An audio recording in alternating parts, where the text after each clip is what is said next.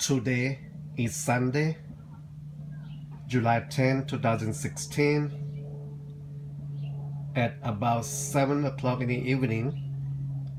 I'm taking this video on my dragon fruit plant.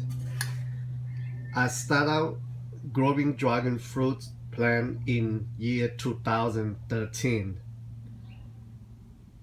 This year is 2016, so it's about 3 years old, this plant.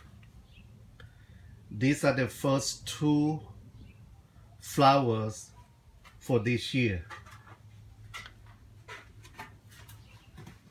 It is fully open, or they are fully open now.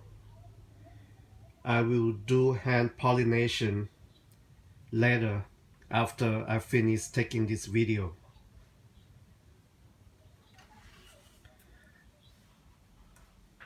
There are two more flower buds over there, so hopefully they will flower in the next 2 weeks or so.